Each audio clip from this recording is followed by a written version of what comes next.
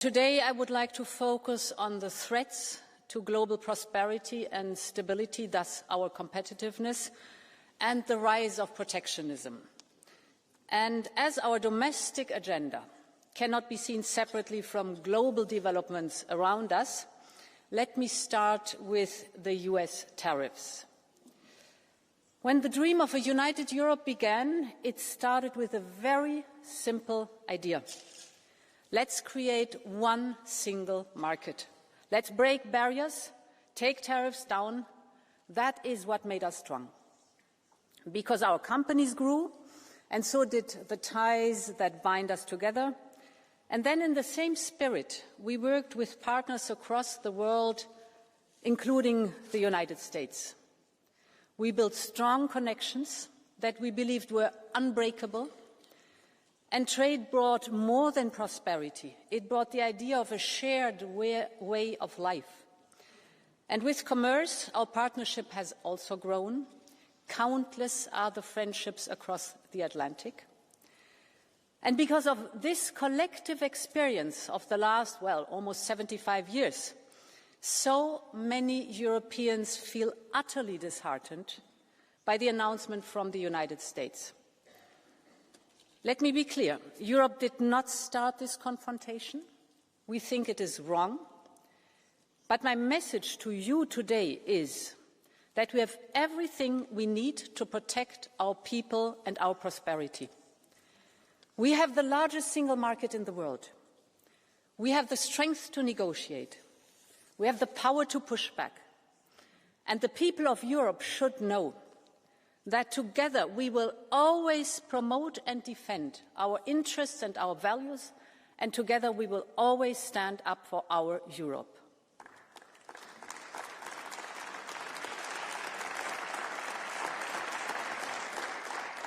So far, the US administration has announced a 25% increase of tariffs on imports of steel and aluminium, cars and car parts. The next sectors facing tariffs will be semiconductors, pharmaceuticals and timber. And tomorrow we expect another announcement with so-called reciprocal tariffs that will immediately apply to almost all goods and many countries in the world. Of course, there are severe issues in the world of trade, without any question. Overcapacities, we know about the imbalances. We see unfair subsidies, denial of market access, or the IP theft. And I hear Americans when they say some others have taken advantage of the rules. I agree. We also suffer from it. So let's work on it. But tariffs across the board make things worse, not better. Tariffs are taxes that will be paid by the people. Tariffs are taxes for the Americans on their groceries and their medication. Tariffs will just fuel inflation, exactly the opposite of what we wanted to achieve. American factories will pay more for components that are produced in Europe. This will cost jobs. It will create a bureaucratic monster of new customs procedures. And today, nobody needs that, neither in the United States nor in Europe. So, our strategy builds on 3 pillars.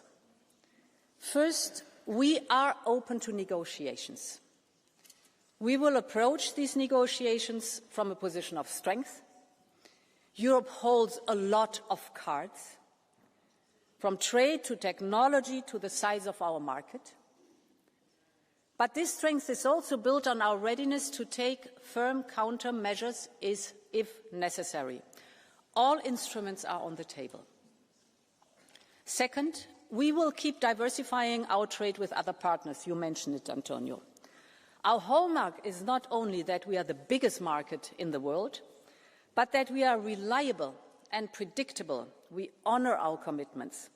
And that is exactly what our partners are looking for today.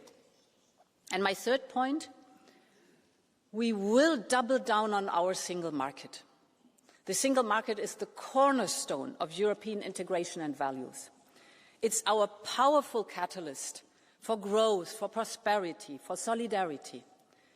But we have to tear down remaining barriers to have a single market to go big, because scale matters, and a single market to go fast and to go far.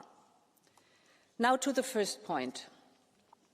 Our immediate response to tariffs is unity and determination. I have already been in contact with our heads of state and government on the next steps. We have this parliamentary debate now here today, and we will assess tomorrow the announcements very carefully to calibrate our response. Our objective is a negotiated solution. But of course, if need be, we will protect our interests, our people and our companies. And I want to be very clear on the aim of our response. We think that this confrontation is in no one's interest. The flow of goods and services between us, the United States and Europe, is nearly balanced. Of course, we are willing to work on the trade balance of goods as well as on the trade balance of services. This is the largest and most prosperous trade relation worldwide. We would all be better off if we could find a constructive solution. At the same time, it also has to be clear. Europe has not started this confrontation. We do not necessarily want to retaliate. But if it is necessary, we have a strong plan to retaliate, and we will use it. The second element of our strategy is diversification. Trade goes to where the business case is. We will open doors towards fast-growing markets across the world. Europe already has trade agreements in place with 76 countries, and we are now growing this network. We just concluded trade deals with Mercosur, Mexico and Switzerland. We launched the first ever clean trade and investment partnership with South Africa. We aim to conclude a trade agreement with India by the end of this year. We are in intense negotiations with Indonesia and Thailand. And later this week, President Costa and I will head to Samarkand for the first ever summit between the European Union and Central Asia. Europe has always been a trading continent. So let's connect with the beating hearts of the global economy. Our message is clear. Europe is reliable, Europe is predictable, and Europe is open for business. And the third point, honourable members, is unchain the single market. There are too many obstacles that tie down our businesses, and we have to do our homework. Mario Draghi is right when he says high internal barriers are far more damaging for growth than any tariff. End of quote. The single market, as I said, was born to tear down barriers between the countries, to erase customs and duties, and to make business inside the European Union as easy as possible. So we must go back to that idea and fulfill it. It must be easier for SMEs to sell the same product in all member states instead of relabeling it 27 times to comply with national laws. It must be easier for professionals to work across borders instead of getting stuck with different national bureaucracies. It must be easier for tech companies to launch a new service all across Europe instead of dealing with 27 different procedures. I know, honourable members, that the European Parliament has always worked hard to complete the single market. Now we have the generational opportunity to get it done. We have a strong consensus on the Draghi and Letta report among all of us. We have put ambitious proposals on the table, you know it, from the Savings and Investment Union to ensure that people get a better return on their money, but also that the companies find the finances they need in Europe, to our omnibus simplification packages or our Union of Skills, and more will come, including the 28th legal regime for innovative companies. According to the IMF, Europe's internal market barriers, are equivalent to a tariff of 45% for manufacturing and 100% for services. This simply cannot be. This must change now. This is why I have tasked EVP Séjourné to come up with concrete and bold proposals next month to remove most of these barriers and prevent new ones. These reforms are long overdue, and now they have become more urgent than ever. We all know, in a stormy global economy, the single market is our safe harbour. It's now 30 years since Jacques Delors laid its first stone, so it's time to finish the job. Thank you very much, and long live Europe. Thank you very much. Well, we're just a day away from what analysts expect to be President Trump's most aggressive tariffs move yet against America's trading partners. The president claims the tariffs will ultimately boost the US economy. But analysts warn his so-called Liberation Day could amount to a major trade war escalation, and it's putting investors, global businesses and consumers on edge. Well, CNN's Matt Egan is here to discuss this with us from New York. Matt, I know you've written an opinion piece today about Trump's tariffs for CNN Digital, and in it you explain that the crucial details of the tariff announcements remain unclear, as we all know, and even confusing is what the Trump's team's strategy is here. Yeah, Christina, a lot of confusion here. The president seems to be trying to rewrite the global trading rules, but the exact rationale behind that really isn't clear, right? At times, Trump and his officials have suggested that it's to raise revenue. Other times, it's to help workers. And it's just not clear at this point. But yeah, tomorrow is shaping up to really be the biggest day yet for President Trump when it comes to tariffs. We're expecting a range of announcements. The biggest one is on these Liberation Day tariffs, what have been known as the reciprocal tariffs. Also expanded tariffs, perhaps, on Canada and Mexico, because some of the exemptions that were put in place a month ago are scheduled to expire. There's also potentially tariffs on any country that buys oil from Venezuela. And then the day after that, on Thursday, we're expecting more tariff announcements. The 25% tariffs on autos are scheduled to kick in. And also Mexico is expected to announce retaliatory tariffs. Now, the main event really is these Liberation Day tariffs. And investors are just desperate for clarity on exactly what that means. A number of ideas have been floated. But here we are, just a day out, and we really don't know what it looks like yet.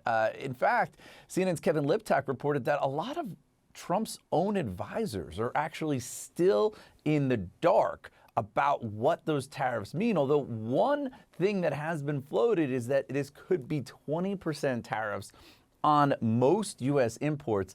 And that is something that would be likely to alarm investors and economists. I just talked to Moody's Analytics chief economist Mark Zandi, and he told me that, look, 20% tariffs on most U.S. imports plus retaliation from other countries. He said that's a worst case scenario. That's something that would likely push the U.S. economy into recession and wipe out millions of jobs. But he said, you never know with the president, right? He has a tendency to sort of pull back and change course when things look dark. So we've got to wait to see what is actually announced. But what is clear is that Trump has used tariffs more aggressively than he did during his first term, right? His first term, he imposed tariffs on almost $400 billion of U.S. goods. Here we are, we're about 2 months into his second term, and he's already more than doubled that with tariffs on about $1 trillion of U.S. goods. Universal tariffs, that would be something that would impact more than $3 trillion of U.S. imports. I talked to Erica York over at the Tax Foundation, and she told me we've never seen anything like this. She said it's unprecedented and it's radical. And Christina, again, I do just think that investors really around the world are desperate for answers here on what the next front in the trade war looks like.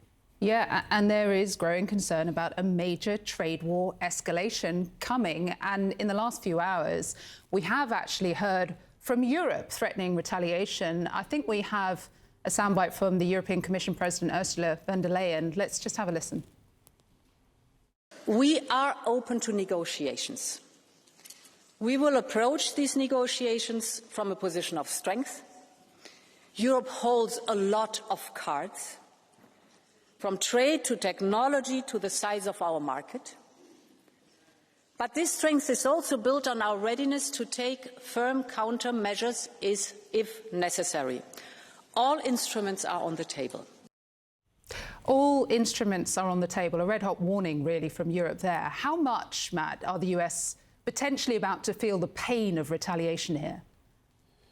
Yeah, it really depends on what happens next. But obviously, if Europe fires back by putting steep tariffs on goods that are made in America, that can cause real economic damage here because, say you work at a factory that makes motorcycles, but Europe imposes steep tariffs. Well, the motorcycles that you make have just become less competitive. They've become less affordable overseas. And so maybe the factory doesn't need you to work as many hours. Maybe they're going to cut your wages. They might have to lay off some workers. And so that's how we kind of shift the conversation from just talking about what's the price impact to how does this actually slow down growth and potentially kill jobs. And that's why this is such a problem when you think about tariffs, because you can easily get into an escalatory cycle that's really hard to get out of, where one country threatens to put tariffs on, the other country promises to respond. And you know that if Europe responds aggressively, then President Trump is going to threaten to go even higher with tariffs. And then what is Europe going to do at that point? So it really does become very messy, and it just adds so much uncertainty and causes a lot of damage to the economy. And so that's why I think investors are hoping that Liberation Day won't be quite as bad as feared, because that would give some greater clarity and some greater certainty and sort of maybe take the temperature down a bit. If you see one of these more aggressive responses and announcements from the White House tomorrow, that's not going to sit well with investors at all. Christina? No. Where does it end? And ahead of Liberation Day, I mean, US stocks have dropped sharply as investors try to make sense of Trump's tariff plan, if indeed there is one. We've got the stock market due to open in roughly 20 minutes or so. What are you watching for today in the global markets? Yeah, well, look, we saw the market have a pretty turbulent day yesterday. The Dow swung in about 1,000-point range, ended near the highest levels of the day, but you see U.S. stock futures, they're pointing to a slightly lower open this morning. That's not surprising, right? Anytime investors have a lot of questions about a policy announcement, they're likely to sell first and ask questions later. The market, the U.S. market, the S&P 500 and the NASDAQ, they both suffered their worst quarter since 2022. And a lot of that, again, was driven by worries about the trade war, about uncertainty around policy. And there's also just growing concern about these yellow lights that are flashing in the U.S. economy. Goldman Sachs, they ramped up their tariff assumptions and they downgraded their economic forecast for the United States, right? They're warning of slower growth, higher unemployment, higher inflation, and they now see a 35% chance of a recession. It doesn't mean there's going to be a recession, but clearly, Christina, there are growing concerns on Wall Street and really on Main Street about the impact of the trade war. A lot of our grain and malts are sourced from overseas, from Germany and the UK, and that will impact a lot of breweries across the board. I can tell you, our costs have gone up on our cans. There's nothing I can do about it. Could soon cost you more to crack open a cold one. You just heard from those craft brewers in Asheville, North Carolina. That's because President Trump's sweeping tariffs are expected to go into effect tomorrow. So prices will likely go up. That part is certain. Another thing that's certain, markets don't like it. Here are the livestock futures in the red, where I think they've been the last couple days. Joining me now, editorial director for the Economic Innovation Group and host of the New Bazaar podcast, Cardiff Garcia. Cardiff, welcome to the program. Thanks for having me. Trump did tariffs in his first term. Biden actually kept some of them. What is so different about what he's doing now? One simple, very big difference. Both Trump 1 and the Biden administration largely focused on China. What's happening now is that the tariffs we're looking to implement, and some of the ones that have already been implemented, are large, much bigger, and indiscriminate. They're being applied to allies and not just to geopolitical rivals and not just to China. You said indiscriminate. They use the term reciprocal, which means, look, they've got tariffs on us, we've got tariffs on them. Does that wash? How do you understand that definition? Well, what's a little tricky about it is that we don't have the details yet. We'll find out a lot more tomorrow. But even then, the matter won't be settled because it's expected that a lot of countries are going to try to get exemptions for themselves. A lot of American industries and businesses are also going to try to get exemptions. In terms of the reciprocity angle here, what's a little bit tough to square is that other foreign countries, including the allies that we're likely to put these tariffs against, already have very low tariffs on the products that Americans sell to them. And so it's a little bit tough to see exactly what the rationale is going to be. You know, I'm awaiting this like everybody else. Yeah, which gets to the point of uncertainty, which honestly seems to be my go-to descriptor, frankly, for so much of what's happening in the Trump administration. CNN's Stephen Collinson actually has a piece out this morning that says Trump has the world on edge as he mulls fateful tariffs, decades in the making. Can you talk about this on edge? Because when I kind of dug into the numbers I don't normally dig into, what I saw was just like, the uncertainty is creating a problem. Why? Yeah, so it becomes very hard for American businesses to plan what they're going to do over the course of the next year if they don't know what a lot of the intermediate inputs that they use to make their products are going to cost. So right? we heard from That's beer uncertainty. makers. They were even Right. talking about the cans. We heard from coffee people earlier this week. And the Fed actually tracks this, right? They track uncertainty at the Federal Reserve of St. Louis. Can you talk about why and what it shows us if we were to look at it now? Well, if you were to look at a chart now, I think what you'd see is that uncertainty is spiking. I mean, it's almost here it a is. vertical so that line. line So you all can the show way right. at the end is 2025. And it's the one in the middle is COVID. So we're not in that level similar. crisis. Yeah. So why is that number so high? It's similar, and by the way, you can also see that in surveys of American individuals and businesses as well. They're Individuals really meaning feeling me, consumers. you, consumers, people who are worried that unemployment's going to be higher in the coming year, that inflation remains persistently high. American businesses citing that uncertainty in how they make their plans for the coming year. All of that enacts a big economic cost. How big it's going to be, again, just depends on the details of the tariffs themselves and what comes next. All right, Cardiff Garcia, I hope you come back, especially because we might actually know more in the coming days. Cardiff Garcia is editorial director for the Economic Innovation Group.